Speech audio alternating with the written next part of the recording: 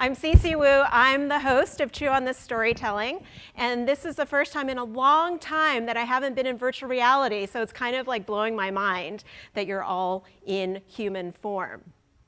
So I want to welcome you. I want to thank you for being here on this gorgeous day in Santa Clara at AWE 2018. Don't forget hashtag in front of that at Chew on This Story. And I'm just going to share a little bit about me. So I don't know anything about you. It just seems fair that you should know a tiny bit about me. Or you can just stare and just glaze out at this picture. But this is a reminder to me about how I got here. And what happened was when I was 6 years old, I came out to California from Illinois. I was expecting to be here for 2 weeks. And then very suddenly that changed. My mother ended up in the hospital. And I didn't know it, but she had severe mental illness. And from that point going forward, we were going to live here with my grandparents. And it became my job to take care of her. In fact, I had to make sure that she stayed alive. She had what became known as schizoaffective disorder, schizophrenia plus bipolar. And she spent a lot of the time in the hospital. 3 months in, 3 months at home, another 3 months in the hospital. So if I wasn't perfect, she might die, and I couldn't have that. So I studied really hard. I got a PhD in clinical trials, and I thought I could make medicines that would help her. And one day I found out that actually what I needed to do was completely change my life. I had to become a storyteller. I had to do the thing that I was most afraid to do, which was to get on stage and talk about it. I had to talk about it because by that point, I was done with my PhD work. I was working at UCSF and then soon to be in industry making medicines.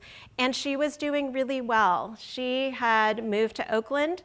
She was working with an agency that allowed her to join groups to find her way of becoming an artist. She was doing Japanese woodblock work. And I wanted people to know that it was possible, that you could have this kind of serious mental illness and you could live a regular life. She was living on her own. And I had to change the way I thought about myself as someone who had to do everything perfectly, had to be available for her all the time. And so when the most critical point came, which was when she was in the hospital in 2013, I was also in the hospital because that day she had locked herself in her room, and the only way to get in was for me to kick through the window. So I ended up in the hospital as well with 31 stitches near my Achilles. And that day I made a promise to myself that I would take care of myself first because that was what I needed to do. I got on a plane. I went to Australia to meet the person I was in relationship with, and he proposed. And so this is actually where we ended up honeymooning in 2014. In 2015, I started a company. I took my mom back to the hospital, and I started a series called Chew on This Storytelling, stories to inspire the creative and entrepreneurial journey. Thank you. I didn't know what that was going to mean. I was pretty terrified, right? I thought, well, what am I doing? I have a background as a PhD scientist, but what am I doing producing a show, let alone hosting a show? And I got a phone call. Why don't you come into VR? Why don't you come in and be the first storytelling series in virtual reality? I was like, sure, why not? I have no idea what I'm doing. That would be perfect. So I grabbed my friends, comedians, Joe Klosik, Heather Gold, Lisa Katecki was our host at AltSpace VR at the time, and Barb Dibwad, who some of you may know from her days at Engadget. She was a pioneer blogger and used to run the Best of CES judging. So brought them all in. Barb was our tech philosopher. We put on perception neuron suits. It's January 2016, and all of us have perception neuron suits. Do you know what that means? That means we don't know that it is about $40,000 worth of equipment that we've put on so that we can actually image every single part of our body. So I'm doing salsa dancing, and everyone in the audience is like, how can you move? Why can't I see your fingers? What's going on? And I'm like, well, doesn't everyone have this? And it turned out, no, we were in a very special situation. And in fact, we were literally in a theater on a planet in outer space. I mean, we are on a planet in outer space, right? But anyway, we were in a virtual planet in outer space, and it was fantastic. I mean, this was our entree into virtual reality, and I had no idea how lucky we were. But that's how we began. We began with luck and a bit of not knowing. We took this back on the road, so we were doing an in-person show as well as one in virtual reality, and in the upper left there you see me with Susan Johnston, who is the director of the New Media Film Festival. And what I didn't know was that day it was going to change a couple of people's lives. One person was going to win an entry into the New Media Film Festival, which is happening in June, and her book, 20 Beautiful Women, would go on to become a script for a documentary. She submitted, it's Saba on the left, with Danita, who is another co-author, and they submitted and won for their category. So by attending our show, it actually changed the course of what they were doing with 20 Beautiful Women, which is, again, to gather the stories of women. In this case, it was women from Africa, and to really put it in a way, and they're now working on a documentary about this. Now, back in the VR studio, I know you're wondering what's going on back in VR. Well, here we're doing a little bit of warm-up yoga. It's myself, Natasha Mohanty, who is CTO at Femme Inc.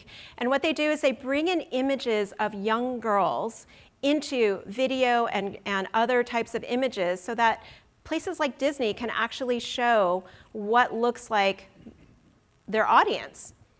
So Natasha was there, and it's also Jan Utz, who is a friend, my co-founder at the time, and also turned out to be a professional musician for Yamaha. He had designed all these drum kits. I had no idea. This is like how my life goes. I'm continuously surprised.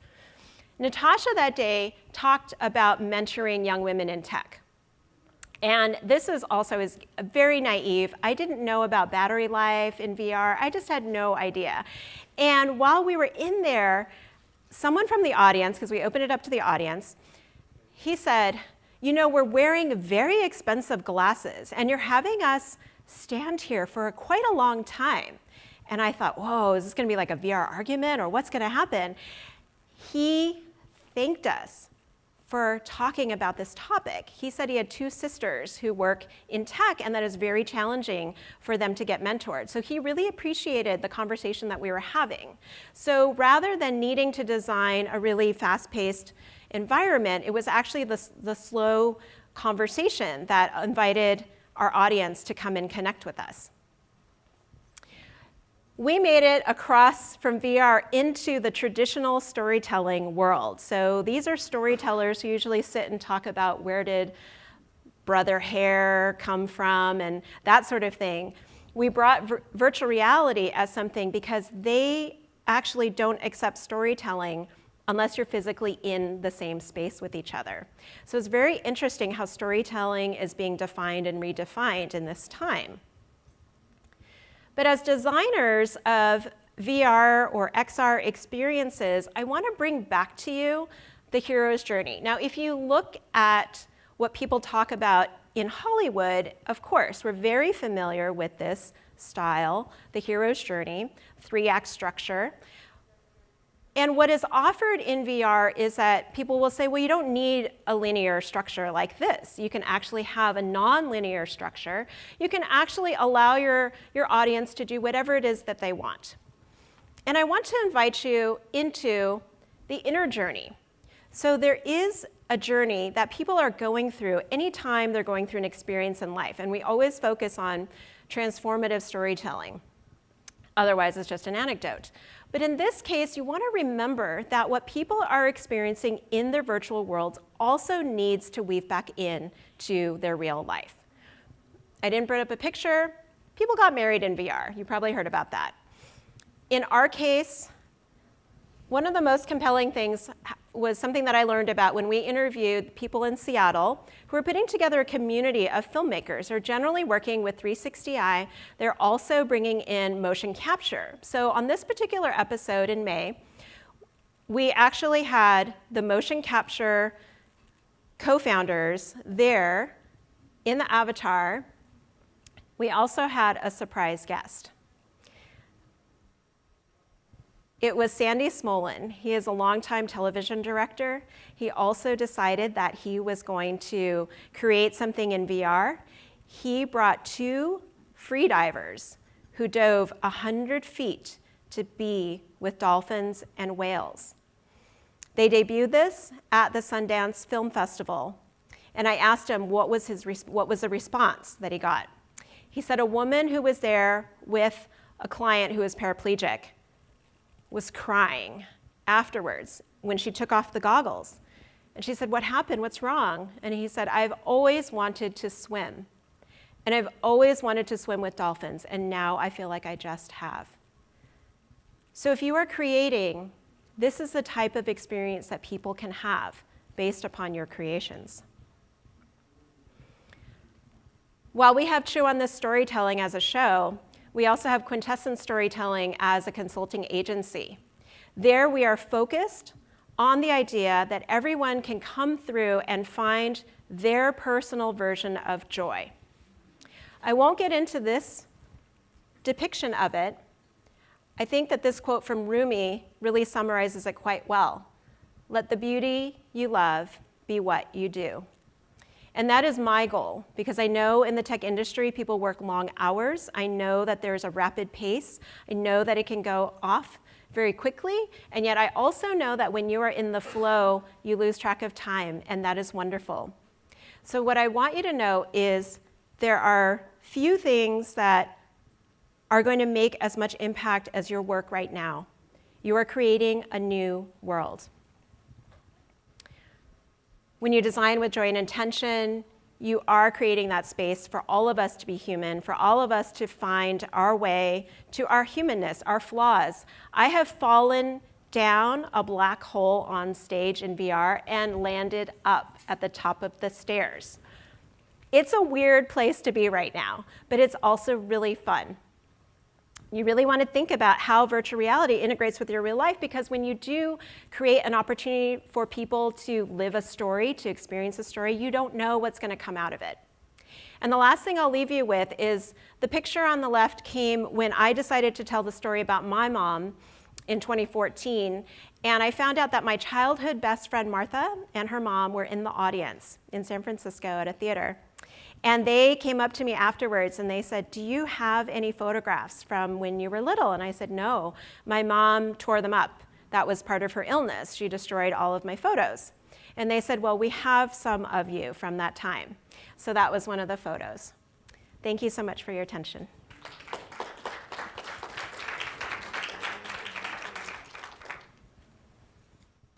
Thank you. Thank you very much. And if there are some questions from the audience, I'd be happy to bring you a mic. Hi there. In terms of bringing people together in virtual spaces, there's been a lot of academic thought and text about like being able to collide with each other, or having props that encourage or facilitate conversation, or creating a third space where they can look at something besides the other person and not just stare at them, waiting for them to speak and entertain them. Does that make sense? Like, I'm trying to understand what are your thoughts on creating a space where people feel more free to speak, or have an alternate interaction they can use to communicate that's not just the voice? Yeah, absolutely. I think it's great because if you think about people, right? I mean, people, first of all, we learn in different ways. Some of us are visual, some are audio, and some are very kinesthetic.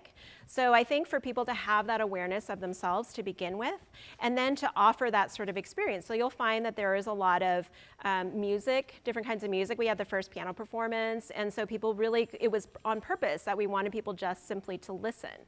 So you can do that, and it actually took some tweaking of the technology to reduce the feedback loop in order for that to happen.